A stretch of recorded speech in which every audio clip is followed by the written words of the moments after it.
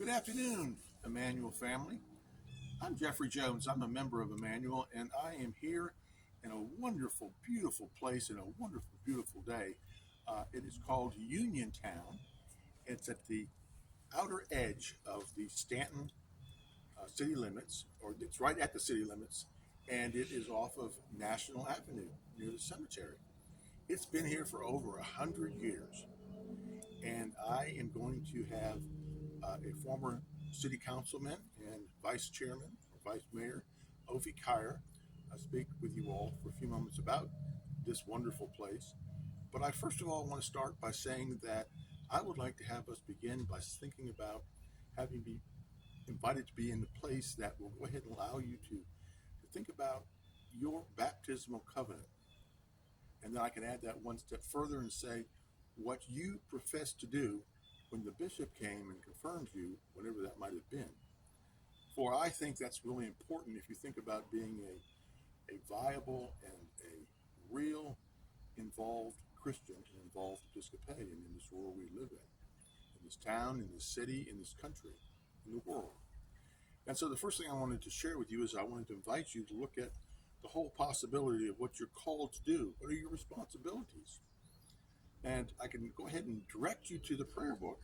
And I wanted to bring this today because it has been well worn, well used, and I don't know if you have one of these at home, but you need to get one because all good Episcopalians use this at least once a week and probably need to be using it more often.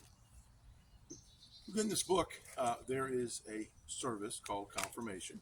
It's at the pastoral offices, and it's when the bishop comes and confirms you and makes you a member of the church. Within that service, there's a part that flips back to your baptismal covenant.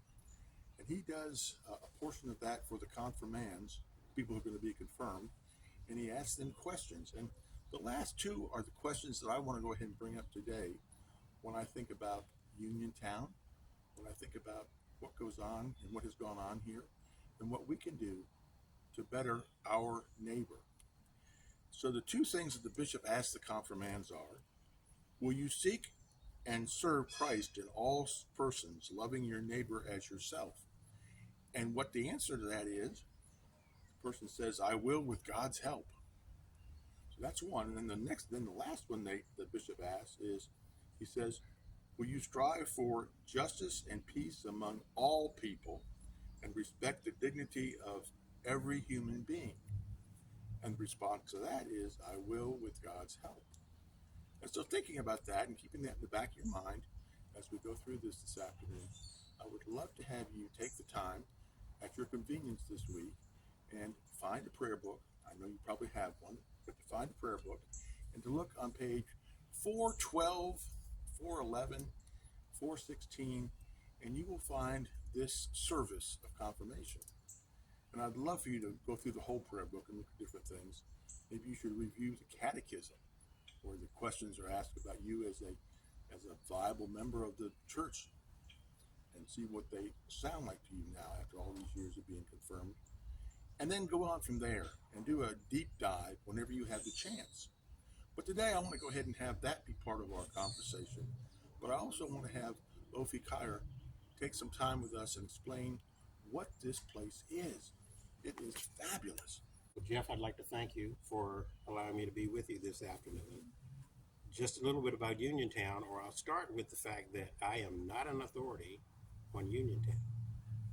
While I know almost every family that's lived here, I had no idea of the devastation that was happening right in our city, right under our noses over the past 70-some years.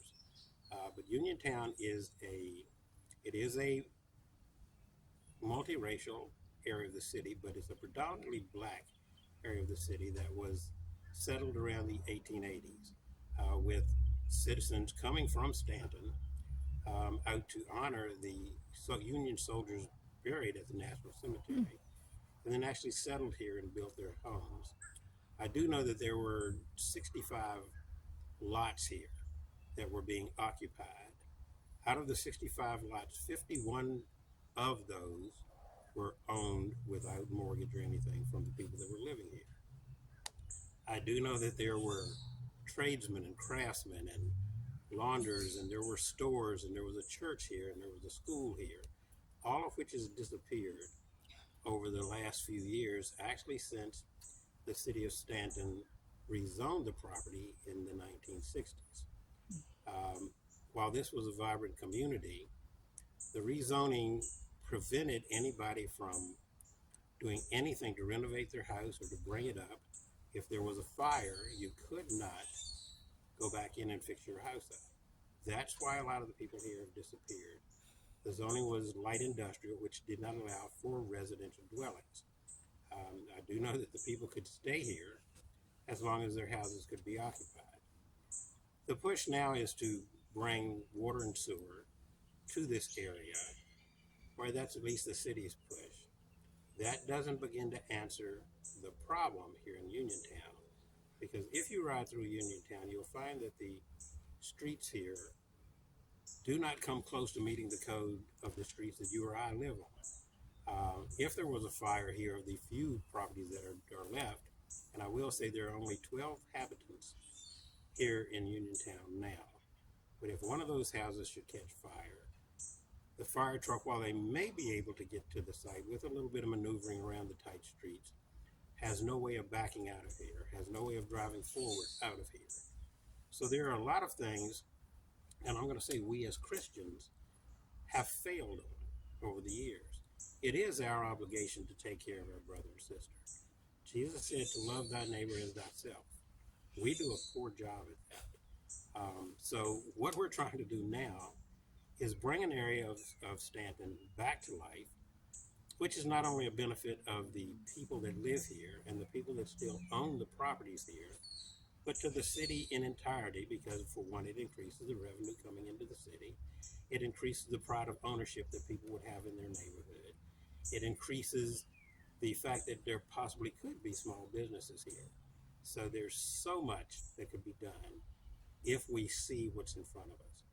I appreciate Jeff mentioning to ride through the neighborhood. And I know some people have told me they have recently, and they're appalled at what they see. So it's time for us to step up as followers of Christ and do what our mission was to start with many, many, many years ago.